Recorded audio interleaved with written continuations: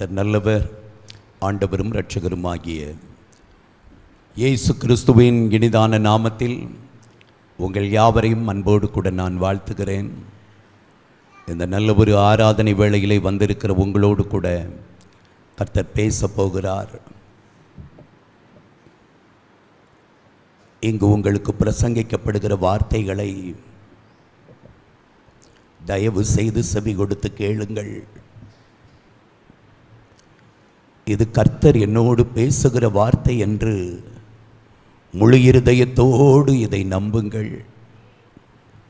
இங்கு சொல்லப்படுகிற வார்த்தைகளுக்கு உங்கள் இருதயத்தை கீழ்ப்படுத்துங்கள். கர்த்தருடைய வார்த்தைக்கு அடிமையாகுங்கள். அவர் உங்களை உயர்த்துவார். ஹல்லேலூயா. தியானிக்கும்படியாக எடுத்துக்கொண்ட கர்த்தருடைய வார்த்தை ஓசியா தீர்க்கதரிசியின் புத்தகம்,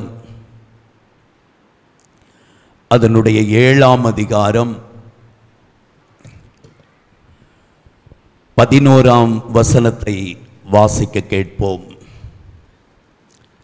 ஓசியா 7ஆம் அதிகாரம் 11ஆம் வசனத்தை வாசிக்க கேட்கலாம். எப்பிராயீம் பேதையான புறாவை போல் இருக்கிறான். எப்பிராயீம் பேதையான புறாவை போல் இருக்கிறான். அவனுக்கு புத்தி இல்லை. அவனுக்கு புத்தி இல்லை. எகிப்தியனை கூப்பிடுகிறார்கள். எகிப்தியனை கூப்பிடுகிறார்கள். அசீரியன் இடத்துக்கும் போகிறார்கள். அசீரியன் இடத்துக்கும் போகிறார்கள். எப்பிராயீம் பேதையான புறாவை போல் இருக்கிறான். அவனுக்கு புத்தி இல்லை. கர்த்தருடைய பிள்ளைகளே,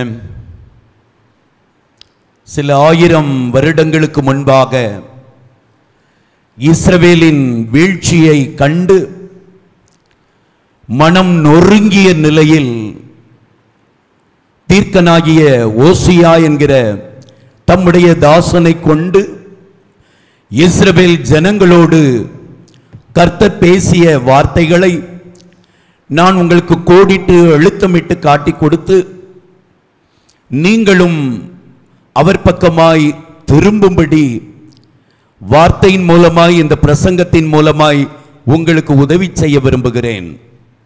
விருப்பமுள்ளவர்கள் இந்த வார்த்தைக்கு கவனமாய் செவி கொடுக்கலாம். நீங்கள் செவி கொடுத்தால், வெறும் உங்கள் செவிகளால் கேட்டால் மாத்திரம் போதாது, உங்கள் இருதயத்திற்குள்ளே இந்த வார்த்தைகளை நுழைய செய்வீர்கள் என்றால், இந்த வார்த்தை உங்களில் விழுந்து அது முளைத்து வளர்ந்து பலன் கொடுக்குமாயில், உங்களை அழைத்த தேவனுக்கு நீங்கள் பயனுள்ள கனத்துக்குரிய பாத்திரமாய் மாறுவீர்கள். இந்த சபைக்கும் இந்த ஊழியக்காரனுக்கும் மகிழ்ச்சியை கொடுப்பீர்கள். எப்பிராயீம் பேதையான புறாவை போல இருக்கிறான். அவனுக்கு புத்தி இல்லை. கர்த்தருடைய பிள்ளைகளே, இந்த எப்பிராயீம் இவன் யார் என்று சொல்லி நாம் பார்ப்போம் என்று சொன்னால், ஆதியாகமத்தின் புத்தகம் 41ஆம் அதிகாரம் 52வது வசனத்தை வாசிக்க கேட்போம். ஆதியாகமம் 41:52 வாசிக்கலாம். நான் சிறுமைப்பட்டிருந்த தேசத்தில் தேவன் என்னை பழுக பண்ணினார் என்று சொல்லி இளையவனுக்கு எப்பிராயீம் என்று பெயரிட்டான். யாக்கோபின் குமாரனாகிய யோசேப்பு எகிப்து என்கிற அடிமை தேசத்தில் தேவனால் உயர்த்தப்பட்ட பின், அங்கே பார்வோனால் அவனுக்கு ஒரு நல்ல குடும்ப அமைப்பு கிடைத்தது. கணவன் மனைவியாய் இணைந்து வாழ்ந்தவர்கள் முதல் குழந்தையை பெற்றெடுத்தார்கள். தனக்கு பிறந்த முதல் ஆண் குழந்தைக்கு யோசேப்பு மனாசே என்று பெயரிட்டான். காரணம், என் தகப்பன் வீட்டை குறித்ததான வருத்தங்கள் யாவையும் தேவன் மறக்க பண்ணினார்.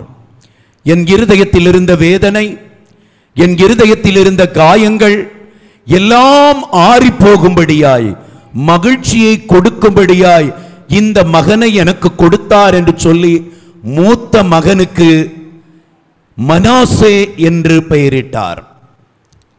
தேவனாகிய கர்த்தர் இந்த யோசேப்பிற்கு இரண்டாவதும் ஒரு ஆண் குழந்தையை கொடுத்தார்.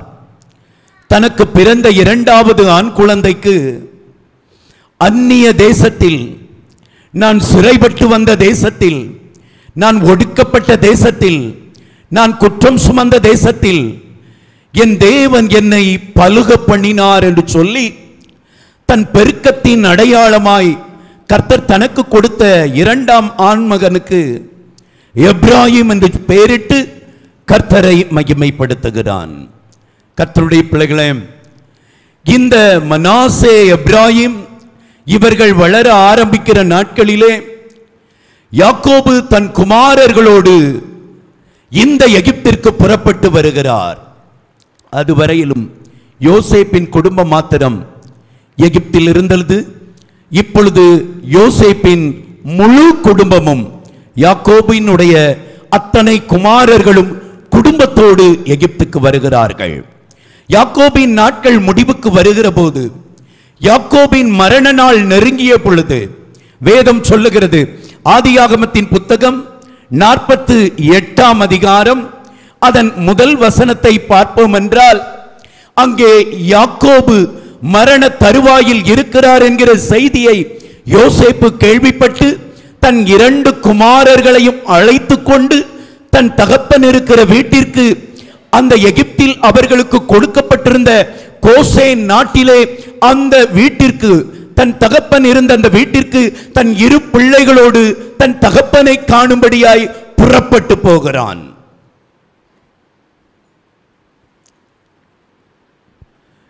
யாக்கோபு யோசேப்பை ஆசீர்வதிக்கிறார். சர்வ வல்லமையுள்ள தேவன் என்னை பலுகி பெருக பண்ணுவேன் என்று வாக்கு பண்ணி இருக்கிறார். அந்த தேவன் உன்னையும் பலுகி பெருக பண்ணுவார்.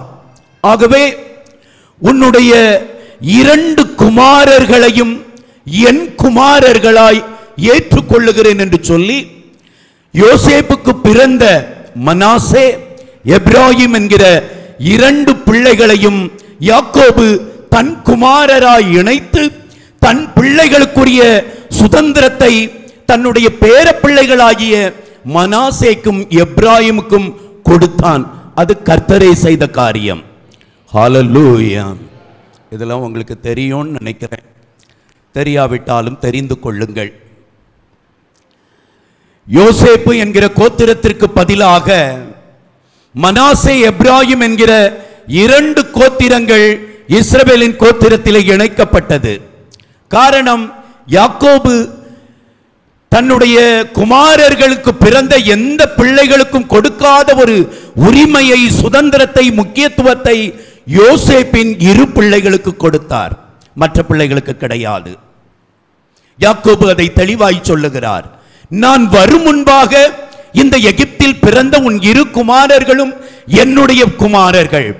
என் பிள்ளைகள் எல்லாருக்கும் என்ன உரிமை உண்டோ அதே உரிமை இவர்கள் இருவர்களுக்கும் உண்டு.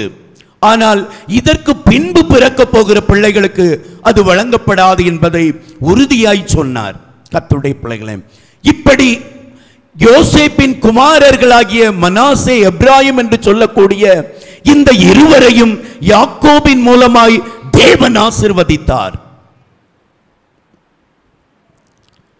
இந்த 2 குமாரர்களையும் ஆசீர்வதிக்கும்படியாய் யாக்கோபு யோசேப்பின் இடத்திலே அங்கே கேட்ட பொழுது, யோசேப்பு தன்னுடைய 2 குமாரர்களையும் யாக்கோபுக்கு முன்பாக வந்து முழங்கால் படியிடும்படியாய் முன்னே கொண்டு வந்து நிறுத்துகிறார். கற்பனைக்காக உங்களிடத்தில் ஒன்றை நான் காண்பிக்கிறேன். ஒரு சேர்வை எடுத்துக் கொள்ளுங்கள். அதிலே யாக்கோபு அமர்ந்திருக்கிறார். வயது முதிர்ந்து விட்டது. கண்கள் பார்வை இழந்து விட்டது. கண் மங்கிவிட்டது. உயிர் போகக்கூடிய அளவிற்கு அவருடைய சரீரம் பலனற்று போனது. இப்பொழுது யோசேப்பு தன் 2 குமாரர்களையும் அழைத்து கொண்டு யாக்கோபுக்கு முன்பாக அவர்களை நிறுத்துகிறான். தன்னுடைய வலது கையினால் எப்ராயிமை பிடித்து பிடித்து வந்து யாக்கோபின் இடது கைக்கு நேராக முழங்கால் படியிட வைக்கிறான். தன் இடது கையினால் மனாசேயை பிடித்து வந்து தன் தகப்பனாகிய யாக்கோபின் வலது கைக்கு நேராக நிறுத்துகிறான். காரணம், வலது கை மூத்த மகன் மனாசேயை ஆசீர்வதிக்க வேண்டும், இடது கை இளைய மகனாகிய எப்ராயிமை ஆசீர்வதிக்க வேண்டும் என்று அங்கே யாக்கோபுக்கு முன்பாக வலது பக்கத்திலே மனாசேயும் இடது பக்கத்திலே எப்ராயிமையும் அங்கே யோசேப்பு நிறுத்துகிறான். ஆனால் யாக்கோபு ஆசீர்வதிக்கும் பொழுது கொஞ்சம் வித்தியாசமாக ஆசீர்வதிக்கிறார். தன்னுடைய வலது கரத்தை எடுத்து எப்ராயிமின் மீதும் தனது இடது கையை எடுத்து மனாசேயின் மீதும் வைத்து இப்படியாக ஆசீர்வதிக்கிறார். யோசேப்புக்கு இது பிடிக்கவில்லை. மூத்த மகன்தானே ஆசீர்வாதத்தின் முதன்மையை பெற வேண்டும் என்று சொல்லி யாக்கோபின் இடத்திலே வந்து, தகப்பனே, நீர் மாற்றி ஆசீர்வதிக்கிறீர், இப்படி செய்யலாகாது. மனாசே மூத்தவன், உம்முடைய வலது கையை மனாசேயின் மீது வையும். இதுதான் எளிது. வலது கை, மூத்தவன் இங்கே முழங்கால் படியிட்டு இருக்கிறான், இதுதான் எளிது. ஆனால் கடினமானதை அங்கே யாக்கோபு செய்கிறான். நீர் உம்முடைய வலது கையை மனாசேயின் மீதும் இடது கையை எப்ராயிமின் மீதும் வையும் என்று சொன்ன பொழுது யாக்கோபு அதை மறுத்து, அதை செய்ய மறுத்து அங்கே தன்னுடைய வலது கையை எப்ராயிமின் மீதும் இடது கையை மனாசேயின் மீதும் வைத்து, ஆதியாகமம் 48 அதனுடைய 20வது வசனத்தை பார்ப்பீர்கள் என்று சொன்னால் அதில் வேதம் ஒரு காரியத்தை தெளிவாய் சொல்லுகிறது. வாசிக்க கேட்போம். இவ்விதமாக அவன் அன்றைய தினம் அவர்களை ஆசீர்வதித்து, தேவன் உன்னை எப்ராயிமை போலவும் மனாசேயை போலவும் ஆக்குவாராக என்று இஸ்ரவேலர் உன்னை முன்னிட்டு வாழ்த்துவார்கள் என்று சொல்லி எப்ராயிமை மனாசேக்கு முன்னே வைத்தான். தன் கைகளை மாற்றி வைத்து ஆசீர்வதிக்கிற யாக்கோபு, இஸ்ரவேலிலே ஒரு வழக்கம் உண்டாகும், இஸ்ரவேலிலே ஒரு சொல் வழக்கமாகும். எப்படி என்றால், தேவன் உன்னை எப்ராயிமை போலவும் மனாசேயை போலவும் ஆக்குவாராக என்று இஸ்ரவேலர் உன்னை முன்னிட்டு வாழ்த்துவார்கள். ஐயா நல்லா கவனிங்க, அம்மா நல்லா கவனிங்க. மூத்த மகனுடைய பெயரைத்தானே முதலில் சொல்ல வேண்டும். தேவன் உன்னை மனாசேயை போலவும் தேவன் உன்னை எப்ராயிமை போலவும் ஆசீர்வதிப்பாராக என்று தானே சொல்ல வேண்டும். மாற்றி யாக்கோபு அங்கு ஒரு காரியத்தை சொல்லுகிறார். தேவன் உன்னை எப்ராயிமை போலவும் மனாசேயை போலவும் ஆசீர்வதிப்பாராக என்று இளையவனாகிய எப்ராயிமை மூத்தவனாகிய மனாசேக்கு முன்னாக வைத்து அங்கே ஒரு காரியத்தை செய்து விடுகிறார். அது கர்த்தரே செய்த காரியம். ஹல்லேலூயா. காரணம், எப்ராயிமின் மீது அப்படி ஒரு பாசம் கர்த்தருக்கு இருந்தது. ஹல்லேலூயா, ஹல்லேலூயா. கர்த்தருடைய பிள்ளைகளே, இதே போன்றுதான்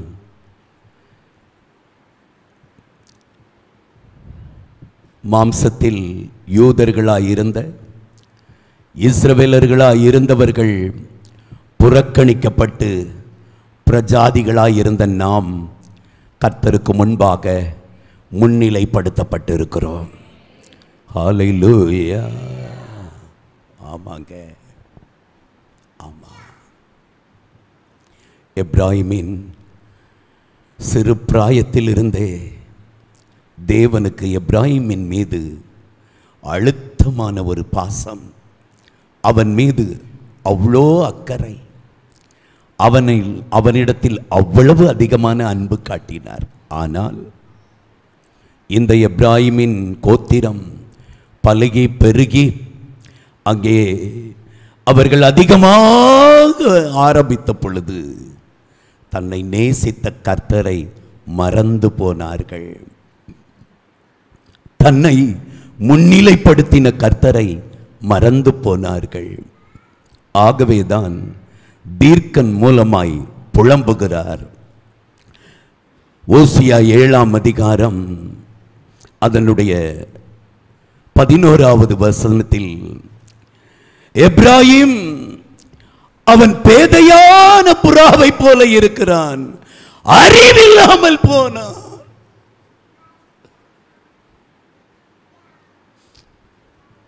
பேதையான புறா அப்படின்னா என்ன? பேதை, யாரை பார்த்து பேதை என்று சொல்வார்கள்?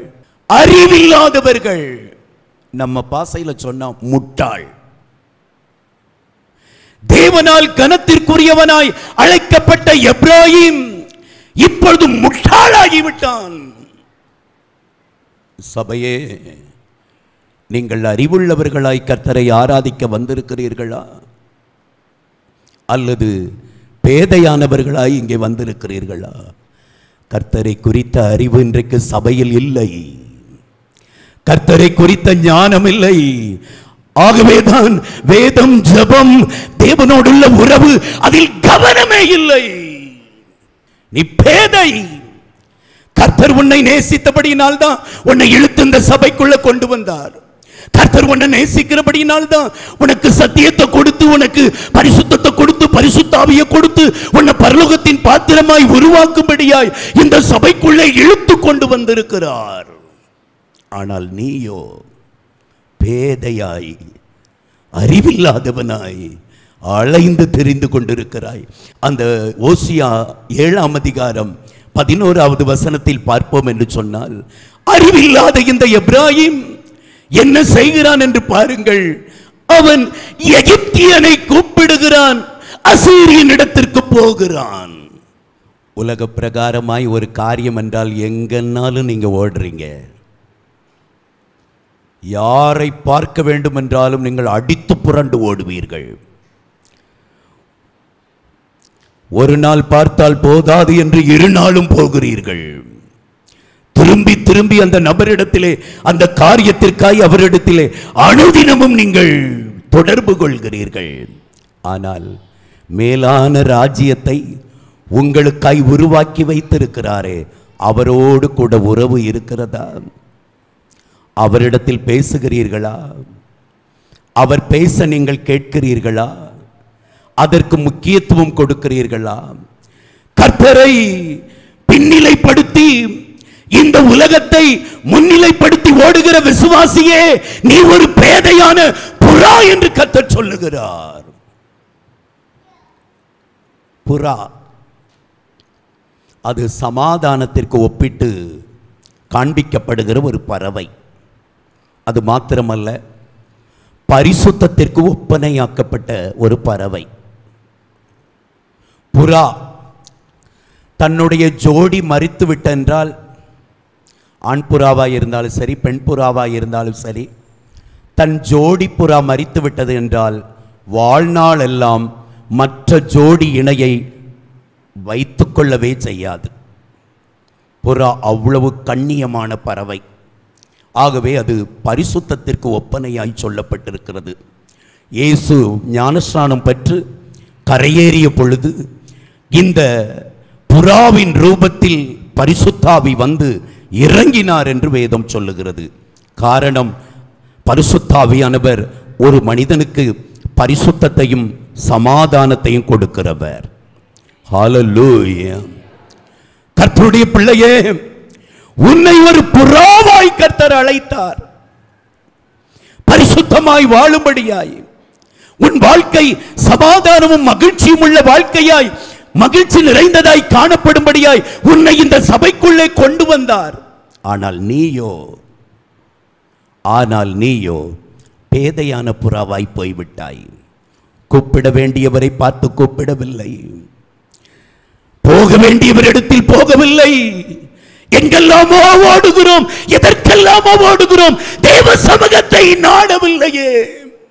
உன்னை பார்த்துதான் கர்த்தர் சொல்லுகிறார், நீ பேதையான புறா. எப்ராயிமே, உன்னை நான் நேசித்து உன்னை கனப்படுத்தி முன்னிலை நிறுத்தி வைத்திருக்கிறேன், நீயோ பின்னிட்டு பார்த்து கொண்டிருக்கிறாய். பேதையான புறா, பேதையான புறா. நல்லதா இருந்தது, அழைக்கப்பட்ட ஆரம்பத்தில் அது சரியாகத்தான் இருந்தது. நாள்பட அது எகிப்தியனையும் அசீரியனையும் தேடி ஓட ஆரம்பித்து விட்டது. எகிப்தியனை கூப்பிடுகிறார்கள், அசீரியன் இடத்துக்கு போகிறார்கள், ஆலயத்துக்கும் வந்துடுறாங்க.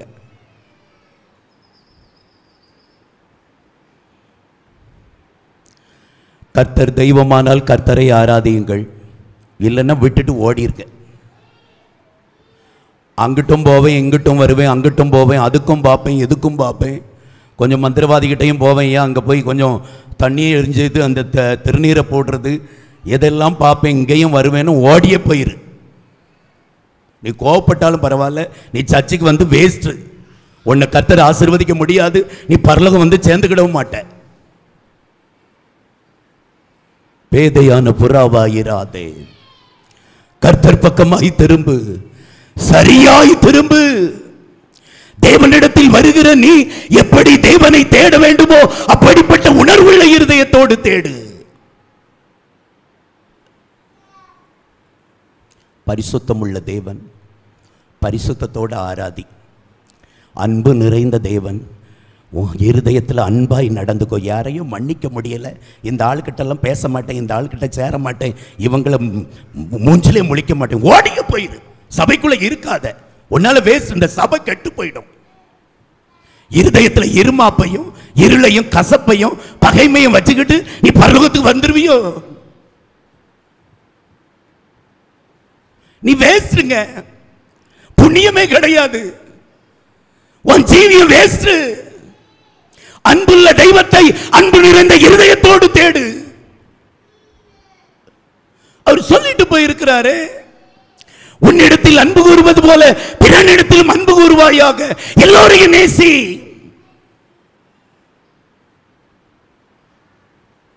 வேற தெய்வங்கள்லாம் இருக்கு, நீ எப்படி இருக்கணுமோ அப்படி இருந்துக்கலாம், அது உன்கிட்ட வந்து கேட்காது. அன்பாயிரு, கசப்பை வச்சிக்காத, பகைமையா இருக்காத சொல்லவே சொல்லாது. எனக்கு கொடுக்க வேண்டியதை கூட நீ என்ன நீ போ அப்படிங்கும். லாஸ்ட்ல ஒன்னையும் கொண்டு நரகத்துக்குள்ள இழுத்து விடும். இவர் அன்பு நிறைந்தவர், இவர் அன்புள்ள இருதயத்தோடு ஆராதிக்கணும். ஹல்லேலூயா.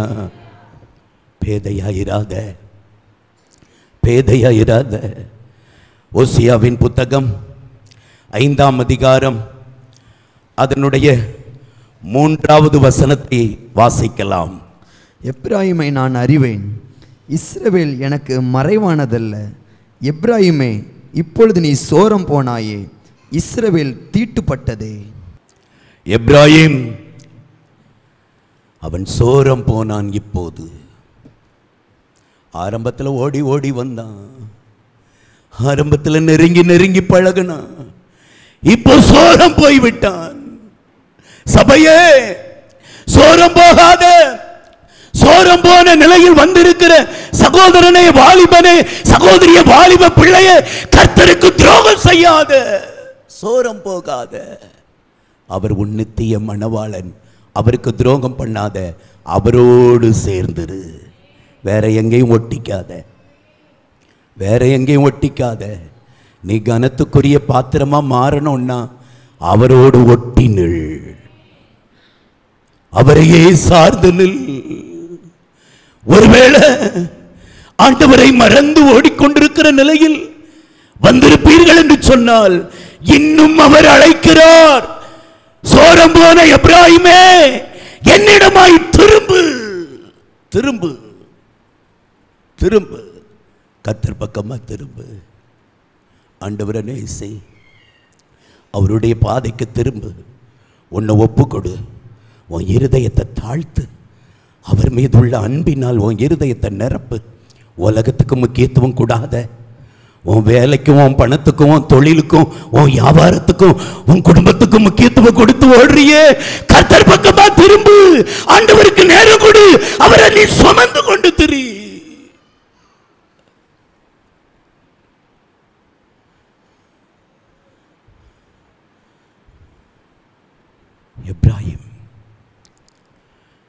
அவனை நான் அறிவேன். எப்ராஹிமை எனக்கு தெரியும். இப்போ அவன் சோரம் போயிட்டான், இப்போ அவன் தூரம் போயிட்டான், என்ன நேசிக்கிறதுல இருந்து வெளியே போயிட்டான், என்ன பின்பற்றதுல இருந்து தூரம் போயிட்டான், எனக்கா எதுவும் செய்யறதில்லை. எப்ராஹிம், நீ சோரம் போய்விட்டாயே, திரும்பி என்று கர்த்தர் அழைக்கிறார். சபையே, பரிசுத்தத்திலிருந்து தூரம் போயிட்டியா? அவர் மேல வச்ச நம்பிக்கையிலிருந்து தூரமா நிற்கிறியா? அவரோடு கூட நெருங்கி பழகுன அந்த ஜெப நேரத்தை மறந்து ஓடிட்டு இருக்கிறியா? ஜெபிக்காமலே வாழ பழகிட்டால, உனக்கு அதுல உன் இருதயம் அதுல பழகி போயிடுச்சு.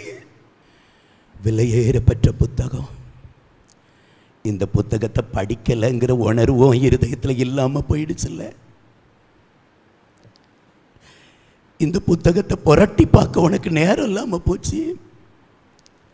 உன் வேலைக்கு நேரம் இருக்கு, உன் பிள்ளைகளை கவனிக்க உனக்கு நேரம் இருக்கு, என்னெல்லாமோ செய்யற, இதெல்லாமோ படி பார்க்கிற, ஆனா இதுக்கு நேரம் கொடுக்கறதுக்கு உனக்கு சமயம் இல்லைல்ல, இதை நேசிக்கல. உன்னை பார்த்துதான் கர்த்தர் சொல்றார், சோரம் போனாயே.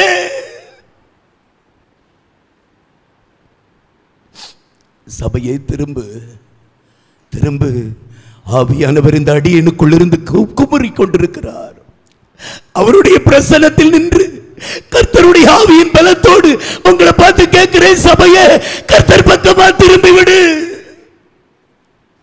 ஏமாத்தாத, துரோகம் பண்ணாத, பரிசுத்தத்தை விட்டு வெளியே நிற்கிறல்ல, வந்துரு வந்துரு. இல்லைன்னா சோழி பிடிச்ச அழிச்சிரும், எல்லாத்தையும் அழிச்சு போட்டுரும். பரிசுத்தத்தை விட்டு வெளியே நிற்கிற சகோதரனே, சகோதரிய, உள்ளவா.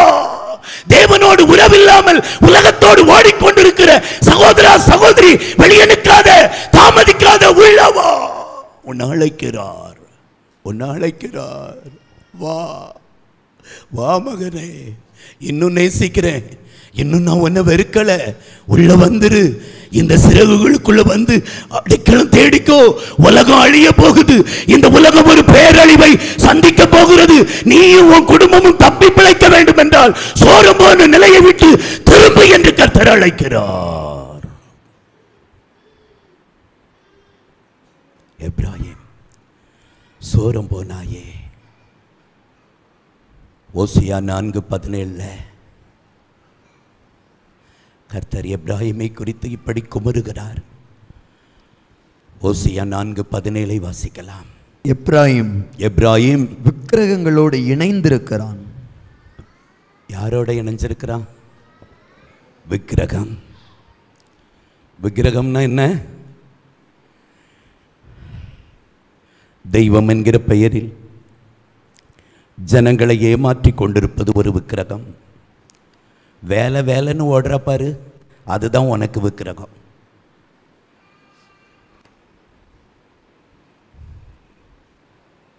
எப்ராஹிம் தேவனோடு இணைந்திருக்க வேண்டியவன், எப்ராஹிம் தேவனோடு பழக வேண்டியவன், எப்ராஹிம் தேவனுடைய அன்பில் நிறைந்திருக்க வேண்டியவன். அவன் விக்கிரகத்தோடு இணைந்திருக்கிறான். ஐயா, அம்மா, ஆண்டவருக்கு நேரம் கூடாம நீ வேலை செய்யறல்ல, அந்த வேலை பூரா உன்னை சோழி முடிக்கும். கர்த்தருக்கு முக்கியத்துவம் கொடுக்காம பணம் பணம் பணம் பணம் என்று பணத்திற்காக நீ எடுக்கிற அத்தனை முயற்சியும் ஒரு நாள் உன்னை பாதாளத்தில் கொண்டு போய் விட்டுரும். ஆண்டவரோடு நெருங்கு, ஆண்டவரோடு இணைந்து கொள். எப்ராஹிமை குறித்து அங்கலாய்க்கிறார் கர்த்தர். அவன் விக்கிரகத்தோடு இணைந்திருக்கிறான். அது மட்டுமல்ல, தொடர்ச்சியை வாசிடா. அவனை போக விடு, அவனை போக விடு, அவனை போக விடு. வெளியே வா, வெளியே வந்துரு. இல்லைன்னா ஒரு நாள் உன்னை அவ்வளோ அவுத்து விட்டுருவார். போய் தொலை அப்படின்ட்டு, என்னனையும் போய் முட்டிக்கோ அப்படின்ட்டு. கர்த்தருடைய பிள்ளைகளே, சில வருடங்களுக்கு முன்பாக மூணாறு அந்த பகுதியிலே கர்த்தருடைய ஊழியத்தை நிறைவேற்றும்படியாய் நானும் என்னோடு சில ஊழியர்களை இணைச்சி அங்கு ஒரு வாலிபர் முகாம், வாலிபர்களுக்கென்று நடந்த ஒரு ஸ்பெஷல் ப்ரேயர். 3 நாட்கள் பல பள்ளிகள் கல்லூரிகளிலிருந்து மாணவர்கள் வந்திருந்தாங்க. அங்கேயே தங்கியிருந்து அங்கேயே சாப்பிட்டு எல்லாம் 3 நாட்கள் அங்கேயே இருக்க வேண்டும். அங்கே என்னோடு ஊழியத்திற்கு வந்திருந்த ஒரு தெய்வ மனிதர், அவர் சொன்ன ஒரு உண்மையிலே நடந்த ஒரு சம்பவம். ஒரு நாள் அந்த சகோதரர் ஒரு சபைக்கு ஊழியத்திற்காக அழைக்கப்பட்டிருந்தார். ஊழியத்தை முடித்துவிட்டு ஜெபிக்கும்படியாக அந்த தேவ மனிதரை ஒரு குடும்பத்தினர் அழைக்க வந்திருந்தார்கள். ஜெபிக்கும்படியாக அந்த வீட்டிற்கு சென்ற பொழுது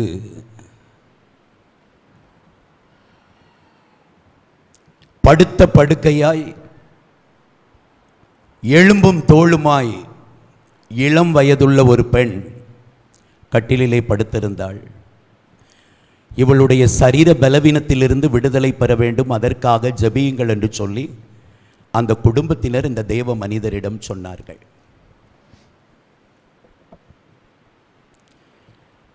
இந்த சகோதரர் அந்த பலவீனப்பட்ட அந்த இளம் பெண்ணுக்காக ஜெபிக்கும்படியாய் அவர் கண்களை மூடி ஜெபிக்க முற்பட்ட பொழுது ஆவியானவர் உள்ளிருந்து ஒன்றை சொன்னார். நீ இப்பொழுது இவளுக்காக ஜெபிக்க வேண்டாம். இவளுக்காக நீ ஜெபிக்கிற இந்த ஜெபத்தை நான் கேட்க மாட்டேன். நீ ஜெபித்தும் பயனற்றது என்று சொல்லிவிட்டார்.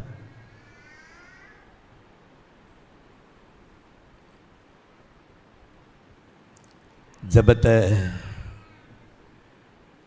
ஒரு ஃபார்மாலிட்டிக்காக பண்ணிட்டு வீட்டுக்கு வந்துட்டேன். அந்த தேவ மனிதர் சொன்னது, ஒரு ஃபார்மாலிட்டிக்காக பண்ணிட்டேன், ஆண்டவர் தடுத்துட்டாரு, ஜபிக்காதன்னு சொல்லிட்டாரு. ரூம்க்கு வந்த பிறகு என்னை ஊழியத்திற்கு அழைத்த அந்த சபை போதகரிடத்தில் அந்த பெண்ணை குறித்து நான் விசாரித்தேன். யார் அந்த பெண்? எப்படி இந்த பலவீனத்திற்குள்ளானால்? இந்த குடும்பத்தின் நிலை என்ன? சபையோடு இவர்கள் எப்படிப்பட்ட நிலையில் இருக்கிறார்கள்? கேட்ட பொழுது அந்த போதகர் சொன்ன ஒரு காரியம், படுத்த படுக்கையாய் கிடந்த அந்த இளம்பன் வாலிபத்தில் தன்னை கர்த்தருக்கு ஒப்பு கொடுத்து பரிசுத்தத்தையும் பரிசுத்தாவியின் நிறைவையும் பெற்று கர்த்தருக்காய் வாழ்ந்தவள். அவள் சென்ற ஆலயத்தில் அவள்தான் ஞாயிறு பாடசாலையை முன்னின்று நடத்தினாள். யூத் பிரேயருக்கு அவள் லீடரா இருந்தாள். எல்லாவற்றிலும் அவள் முதன்மையாய் இருந்தாள். நாட்கள் சென்றது. கல்லூரி படிப்பை முடித்தாள். அவளுக்கான ஒரு வேலையை தேட ஆரம்பித்தாள். நல்ல ஒரு கம்பெனியில் நல்ல ஒரு அலுவலக பணியாளராய் அவள் இணைந்தாள். அவள் நாட்கள் அப்படி சென்று கொண்டிருக்கும் பொழுது அவள் பணி செய்து கொண்டிருக்கிற அந்த அலுவலகத்தில் இருந்த ஒரு வாலிபன் அவளை நேசிக்கிறேன் என்று சொல்லி அவளிடத்தில் வந்தான்.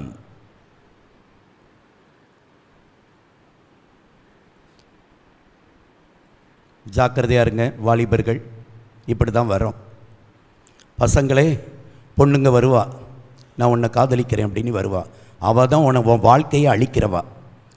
பசங்க வருவாங்க, பிள்ளைகள் கவனித்துக் கொள்ளுங்கள், ஐ லவ் யூம்பா, உன்னை சோழி முடிக்கிற வெட்டருவா அவன் தான்.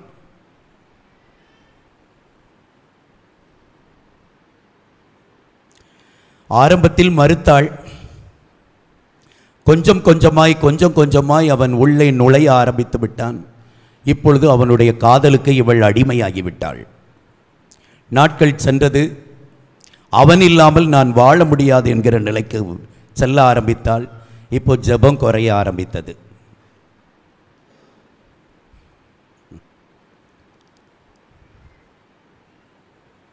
யாரோ ஒருவர் மீது காலத்திற்கு முன்பாக நீங்கள் கொள்ளுகிற காதல் தேவனுடைய காதலில் இருந்து உங்களை நிச்சயம் பிரிக்கும்.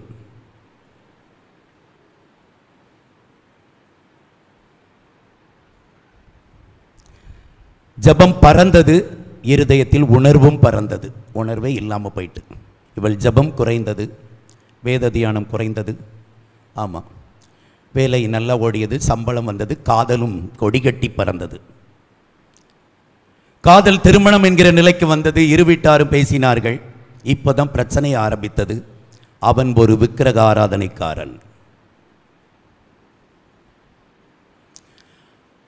அவங்க சொன்னாங்க, எங்க கோவிலில் எங்க சாமி முன்னாடி தான் தாலி கட்டுவோம் அப்படின்னாங்க. இவங்க சொன்னாங்க, அப்படிலாம் முடியாது, எங்கள் சர்ச்சுக்கு வரணும், ஞானஸ்தானம் எடுக்கணும், எங்கள் பாஸ்டர்கிட்ட சொல்லணும், பாஸ்டர் மூலமாக கல்யாணம் பண்ணணும்னாங்க. மாப்பிள்ளை வீட்டார் ரொம்பவே வைராக்கியமாக இருந்தாங்க. நடக்கவே நடக்காது, எங்கள் சாமி கோயிலில் வச்சு தான் திருமணம். என்னெல்லாமோ பண்ணி பார்த்தாங்க, முடியலை.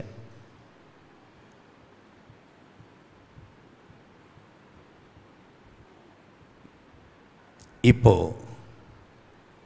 முடிவு இவள் கையில் வந்தது. அவன்தான் உனக்கு வாழ்க்கை துணையா வரணும்னா அந்த கோயிலில் போய் தான் உனக்கு தாலி, இல்லைன்னா விட்டுறணும். இவ சொல்லிட்டா, அவன் இல்லாமல் என்னால் வாழ முடியாது, எந்த கோயில்லனாலும் நான் தாலி வாங்கிறதுக்கு ரெடி, போய் தொலை. நல்லா நடந்தது கல்யாணம், ஜோராக நடந்தது, சந்தோஷமாக தான் இருந்தா. கரெக்டாக 8 நாள் காலில் ஒரு வலி வந்தது. அந்த வலி என்னன்னு சொல்லி மருத்துவமனைக்கு பக்கத்தில் இருக்கிற கிளினிக் போனாங்க. அடுத்து மருத்துவமனை போனாங்க, டாக்டர் பார்த்தாங்க, ஸ்பெஷலிஸ்ட்டை பார்த்தாங்க. ஒன்று மாற்றி மாதங்கள் கடந்து கொண்டே இருந்தது. இப்போ பார்த்தா நிறைய ட்ரை பண்ணியாச்சு, உங்களுக்கு மகளுக்கு சரியாகலை, சரி பண்ணி கொண்டு விடுங்கன்னு சொல்லி தூக்கி கொண்டு இங்கே போட்டு போயிட்டான். இங்கே போட்டதோடு சரி.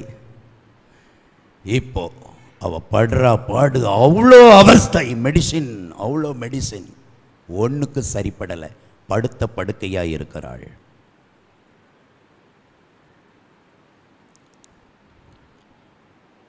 இந்த தெய்வ மனிதன் சொன்னார், அந்த வாலிபர் மீட்டிங்கில் சொன்னார், தம்பி தங்கச்சி, அவளுக்காக ஜபிக்க போனப்போ கர்த்தர் சொன்னார், அவளை ஒரு எச்சரிப்பின் அடையாளமாய், எச்சரிப்பின் சின்னமாய் நான் வைத்திருக்கிறேன்.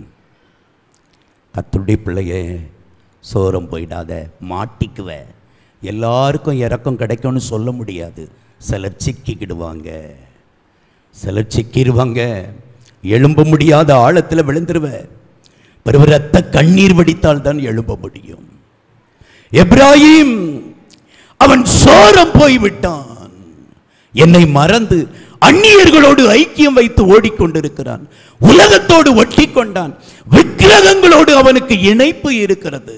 கர்த்தருடைய பிள்ளையே, தேவனை விட்டு உன்னை பிரிக்கிற எதுவும் விக்கிரகமே. அது உன் வேலையா இருக்கலாம், ஆடு மாடா இருக்கலாம், உன் வயலா இருக்கலாம், ஏதோ ஒன்று உன் பிசினஸா இருக்கலாம், நீ யாரை பார்க்கறியோ அந்த மனிதனா கூட இருக்கலாம். இந்த ஆளை பிடிச்சாதான் காரியம் நடக்கும்னு சொல்லி சர்ச்சை தூக்கி போட்டுற, ஆராதனையை போட்டுற, அதுக்கு அவ்வளோ முக்கியத்துவம் கொடுத்து ஓடிடுற. அது விக்கிரகம், அது விக்கிரகம். கர்த்தர் சொல்லுகிறார், எப்ராஹிம் அவன் விக்கிரகத்தோடு இணைந்திருக்கிறான். மாத்திரமல்ல, இந்த எப்ராஹிம் குறித்து கர்த்தர் சொல்லுகிறார். 6ஆம் அதிகாரம் அதனுடைய 4வது வசனத்திற்கு வரலாம். எப்ராஹிமே, உனக்கு என்ன செய்வேன்? யூதாவே, உனக்கு என்ன செய்வேன்? உங்கள் பக்தி காலையில் காணும் மேகத்தைப் போலவும் விடியற்காலையில் தோன்றும் பனியைப் போலவும் ஒளிந்து போகிறது. ஆண்டவர் சொல்றாரு, எப்ராஹிமே, நிறைய செஞ்சிட்டேன்டா உனக்கு. உன்னை கரெக்ட் பண்றதுக்காக என்னெல்லாம் முடியுமோ அதெல்லாம் செஞ்சு பார்த்துட்டேன். ஆனாலும் உன் பக்தி காலையில் காணும் மேகத்தை போலவும் விடியற்காலையில் தோன்றும் பனியை போலவும் இருக்குது. ஆமா, சர்ச்சைக்கு வார, வார்த்தையை கேட்கிற, ஆண்டவர் போதும் அவருக்காக வாழ போறேன்னு நினைக்கிற, வெளியே போன உன்னை தூக்கி வீசிட்டு ஓடிடுற. காலையில் தோன்றும் மேகம், காலையில் காணப்படும் மேகம், அதிகாலையில் தோன்றும் பனி, சூரியன் வந்த உடனே மறைஞ்சிரும். காலையில் வானத்தில் தோன்றுகிற மேகம் சாயங்காலம் வரைக்கும் அதே இடத்துல நிற்காது, அது போய்கிட்டே இருக்கும். அது போல எப்ராஹிமே, உன் பக்தி மாறிக்கொண்டே இருக்கிறது. நீ தேவன் மீது வைக்கிற பற்று, அவர் மீது வைக்கிற நம்பிக்கை, அது கடந்து போய்கொண்டே இருக்கிறது. நான் உனக்கு என்ன செய்யலாம்? உன்னை சரிப்படுத்தும்படியாய், உன்னை என்னோடு கூட நெருங்க பண்ணும்படியாய், உன்னை பரலோகத்தில் கொண்டு போய் சேர்க்கும்படியாய், உன்னை எப்படி எனக்குள்ளாய் உருவாக்கலாம் என்று சொல்லி தன்னுடைய ஆதங்கத்தை எல்லாம் கொட்டுகிறார். கர்த்தருடைய பிள்ளையே, ஓசியா 11:3 பாருங்க, அவர் புலம்பலின் உச்சத்தை பார்க்கலாம். அங்கே ஓசியா 11:3, நான் எப்ராயிமை கைப்பிடித்து நடக்க பழக்கினேன், ஆனாலும் நான் தங்களை குணமாக்குகிறவர் என்று அறியாமல் போனார்கள். ஆமா, ஆரம்பத்தில் எப்ராஹிமின் கையை பிடிச்சு நடத்தினவர் நான், அவனுக்கு நடக்க பழகி கொடுத்தவர் நான். ஆனால் இப்பொழுதோ எப்ராஹிம் என்னை அறியாமல் போய்விட்டான். நான் அவனை குணமாக்குகிறவர் என்பதை தெரியாமல் போன ஒரு பேதையான புறாவை போல் போய்விட்டான். கர்த்தருடைய பிள்ளையே, உன்னை ஆரம்பத்தில் உன்னை கைப்பிடித்து நடக்க பழகினவர், பழக்குவித்தவர், உன்னை கடைசி வரைக்கும் நடத்துவார். ஹல்லேலூயா. 11:4 வாசிடா. மனுஷரை கட்டி இழுக்கிற அன்பின் கயிறுகளால், மனுஷரை கட்டி இழுக்கிற அன்பின் கயிறுகளால் நான் அவர்களை இழுத்தேன். அவர்கள் கழுத்துகளின் மேல் இருந்த நுகத்தடியை எடுத்து போடுகிறவரை போல் இருந்து, அவர்கள் கழுத்துகளின் மேல் இருந்த நுகத்தடியை எடுத்து போடுகிறவரை போல் இருந்து, அவர்கள் பட்சம் சாய்ந்து அவர்களுக்கு ஆகாரம் கொடுத்தேன். மனம் திரும்ப மாட்டோம் என்கிறதினால், மனம் திரும்ப மாட்டோம் என்று சொன்னபடியினால் அவர்கள் எகிப்து தேசத்துக்கு திரும்பி போவதில்லை. அசீரியன் அவர்களுக்கு ராஜா. சபையே, கர்த்தர் சொல்றாரு, மனுஷரை கட்டி இழுக்கிற அன்பின் கயிறால் உன்னை கட்டி இழுத்து கொண்டு வந்திருக்கிறேன். இங்க நீயா வரல, இந்த ஆராதனைக்கு வந்திருக்கிற தேவ பிள்ளைய நீயா வரல, உன்னை அவர் கட்டி இழுத்து கொண்டு வந்திருக்கிறார். மனுஷரை கட்டி இழுக்கும் அன்பின் கயிறுகளால் உன்னை இழுத்து கொண்டு வந்திருக்கிறேன். உன் கழுத்து மேல இருந்த பொல்லாத பிசாசானவனுடைய நுகத்தெல்லாம் உடைச்சு விட்டுட்டேன். நான் தான் அதெல்லாம் செஞ்சேன். தயவு செய்து பின்னாடி திரும்பாத, தயவு செய்து பின்னிட்டு ஓடாத, மனம் திரும்பு, வா, உன்னை கைப்பிடித்து நடக்க பழக்குவித்தவர் உன்னை கடைசி வரைக்கும் நடத்துவேன், வா என்று அழைக்கிறார். அழைப்பின் சத்தம் கேக்குதா? அழைப்பின் சத்தம் கேக்குதா சகோதரா? அழைப்பின் சத்தம் கேக்குதா சகோதரி? கர்த்தருடைய பிள்ளையே, உன்னை கனத்துக்குரிய பாத்திரமா மாற்றி எஜமான் பயன்படுத்துகிற பயனுள்ள பாத்திரமா உருவாக்க வேண்டும் என்று உன்னை அன்பின் கயிறால் இழுத்து தன்னுடைய பாசத்தின் மிகுதியாகிய பரிசுத்த ஆவியை ஊற்றி உன்னை உருவாக்கினவர் சொல்லுகிறார். நீ சோரம் போயிட்ட, ஓகே, பரவாயில்ல, திரும்பி வா, திரும்பி வா. நீ என்ன விட்டுட்ட, திரும்பி வா. ஜபத்தை விட்டுட்ட, பரவாயில்ல, திரும்பி வா. வேத தியானத்தை விட்டுட்ட, ஓடி வா. சபையை மறந்துட்ட, ஓடி வா. ஊழியக்காரனோடு இருந்த ஐக்கியத்தை விட்டுட்ட, பரவாயில்ல, இன்னுமாவது ஓடி வா. வா என்று அழைக்கிறார், வா என்று அழைக்கிறார். நீ அவருக்கு தேவை, நீ அவருக்கு தேவை. சபையே, இந்த பைக்குளத்தை கர்த்தருக்குள் நடத்த வேண்டும் என்றால், திருப்ப வேண்டும் என்றால், நீங்கள் அவருக்கு அவசியம் தேவை. ஓசியா 7 அதனுடைய 8 பாருங்கள். அதிலே ஒரு காரியத்தை எப்ராயிமை குறித்து கர்த்தர் புலம்புகிறார். ஓசியா 7:8. எப்ராயிம் அந்நிய ஜனங்களோட கலந்திருக்கிறான். எப்ராயிம் அந்நிய ஜனங்களோட கலந்திருக்கிறான். எப்ராயிம் திருப்பி போடாத அப்பம். எப்ராயிம் திருப்பி போடாத அப்பம். வாரத்தில் ஒரு நாள் ஞாயிற்றுக்கிழமை 2.5 மணி நேரம் ஆராதனை.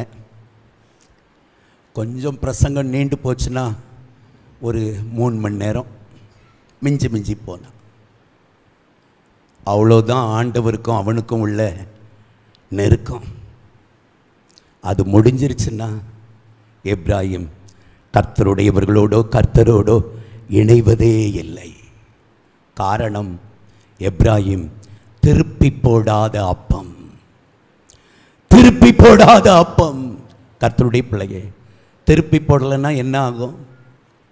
உங்கள் வீட்டில் தோசை செய்கிறீங்க, அந்த தோசையை நீங்கள் திருப்பி போட மறந்துட்டீங்கன்னா என்ன ஆகும்?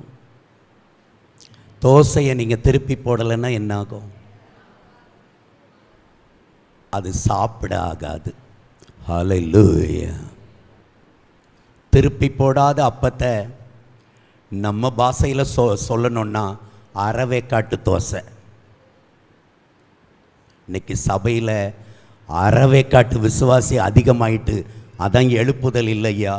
உனக்குள்ள சரியான ஆவியின் அனுபவம் இருந்தால் ஒரு ஆராதனைக்கு வரும்போது ஒரு ஆத்மாவை உன்னால் உள்ள கொண்டு வர முடியும். வாரத்துக்கு ஒன்று கொண்டு வர முடியட்டாலும் ஒரு வருஷத்துக்கு ஒன்றாவது உன்னால் கொண்டு வர முடியும். காரணம் ஏன் கொண்டு வர முடியலை தெரியுமா? நீ சரியாக வேகலை, நீ சரியான அனுபவத்தில் இல்லை, நீ ஆண்டவரை சொல்ல முடியலை, ஆண்டவருக்கு உன் மூலமாய் பயன் இல்லை. நீ திருப்பி போடாத அப்பம், பயனற்ற அப்பமாய் இருக்கிறாய். பயனற்ற அப்பம். ஜீவனையும் மரணத்தையும் உங்கள் முன்னாடி வைக்கிறேன், எது வேணுமோ எடுத்துக்கோங்கன்னு அவரே சொன்னார்ல, அதைத்தான் உங்களுக்கு சொல்கிறேன். இந்த சபை, இந்த பேய்க்குளம் பகுதி கிறிஸ்துவுக்குள்ளே கட்டி எழுப்பப்படணும். இங்கே வருகிற ஜனங்கள் விடுவிக்கப்படணும். இங்கே வருகிற எல்லா குடும்பங்களும் கிறிஸ்துவுக்குள்ள ஆதாயப்படுத்தப்படணும். இவர்கள் கர்த்தருக்கென்று எழும்பணும். இதே நிலையில் நாம் இருந்து போயிடக்கூடாது. இன்னும் திரளான ஆத்துமாக்களை ஆதாயப்படுத்தணும். இப்படிப்பட்ட ஒரு வைராக்கியம் இருக்கும் என்றால் என்னோடு இந்த சபையோடு இணைந்து நில்லுங்கள். நாம் திருப்பி போடப்பட்ட பயனுள்ள அப்பமாய் மாறுவதற்கு கர்த்தர் கிருபை தருவார். ஹல்லேலூயா. தொடர்பு கொள்ள வேண்டிய எங்கள் முகவரி: பாஸ்டர் டி. இன்பகுமார், இயேசுவின் பிரசன்னம் ஊழியங்கள், கர்மேல் பர்வதம், பேய்க்குளம், தூத்துக்குடி மாவட்டம், தமிழ்நாடு, இந்தியா. பின்கோடு 642613. அலைபேசி எண்கள் 9486373603 மற்றும் 7373133190. Our contact address: Pastor T. Inbakumar, Presence of Jesus Ministries, Karmel Mount, Peikulam, Tuticorin District, Tamil Nadu, India. Pin code 628613. Mobile number 9486373603 and 73731 வாரந்தோறும் வெள்ளிக்கிழமை காலை 10 மணி முதல் 1 மணி வரை பரிசுத்த உபவாச ஜெபம் நடைபெறும். வாரந்தோறும் ஞாயிற்றுக்கிழமை காலை 9:30 மணி முதல் 12 மணி வரை பரிசுத்த ஆராதனை நடைபெறும்.